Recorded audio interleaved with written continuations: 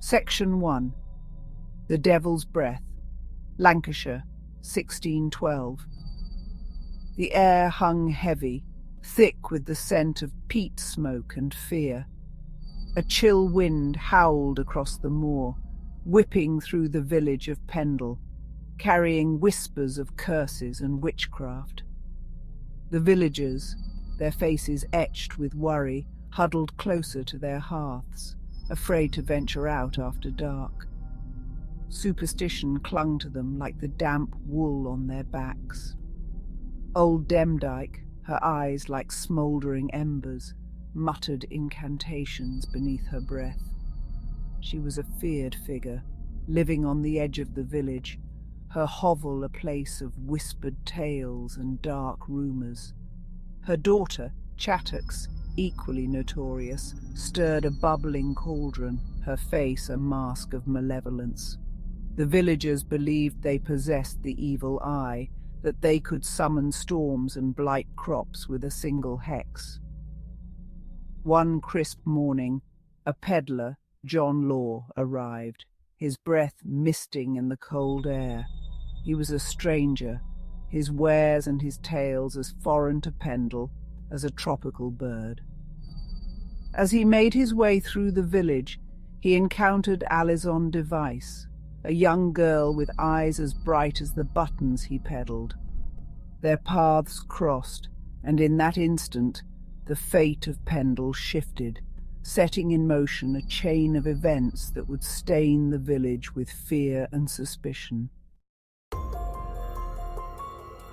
Section 2. Cursed by a Beggar. John Law, weary from his travels, approached Alison for directions. She pointed towards the alehouse, her smile as fleeting as the winter sun. Moments later, John Law stumbled, collapsing to the ground, his words slurred and his body racked with pain. The villagers gathered, their faces grim. "Cursed!" someone cried out, pointing a finger at Alison. Fear, like a contagion, spread through the crowd. Alison, terrified, could only stammer denials, but her words were lost in the rising tide of suspicion. The villagers recalled their misfortunes, milk curdling, livestock falling ill, children struck with fever. All pointed to witchcraft, to the evil eye they believed Alison possessed. The constable, a stern man named Roger Nowell, was summoned. He listened intently as the villagers recounted their tales, their voices laced with fear and anger. Nowell, a man of law and order, found himself caught between reason and the deeply rooted superstitions of Pendle. He knew he had to act, to quell the unrest before it consumed the village. Section 3. Whispers in the Woods. News of the curse spread like wildfire, reaching the ears of old Demdike and Chattox. They saw an opportunity to exploit the fear that gripped Pendle. In the shadowy corners of their hovel, they plotted, weaving a web of deceit that would ensnare Alison and her family. Meanwhile, Alison, confined to her home, shivered not from the cold, but from the fear that gnawed at her. Her family, once respected members of the community, were now ostracized, their names whispered with disdain and dread. The weight of the accusations pressed down on them, heavy and suffocating. Days turned into weeks, each one deepening the chasm of fear and suspicion that divided Pendle. The villagers, their minds poisoned by fear, saw evil lurking in every shadow, every misfortune a sign of witchcraft. The stage was set for a tragedy, fueled by superstition and ignited by the machinations of those who sought to profit from the chaos. Section 4. The Accusation. One gloomy afternoon, urged by old Demdike and Chattox, John Law formally accused Alison Device of witchcraft.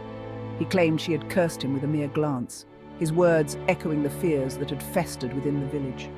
The villagers, their faces grim, nodded in agreement, their belief in Alison's guilt unwavering. Nowell, torn between his duty and his own growing doubts, had no choice but to arrest Alison.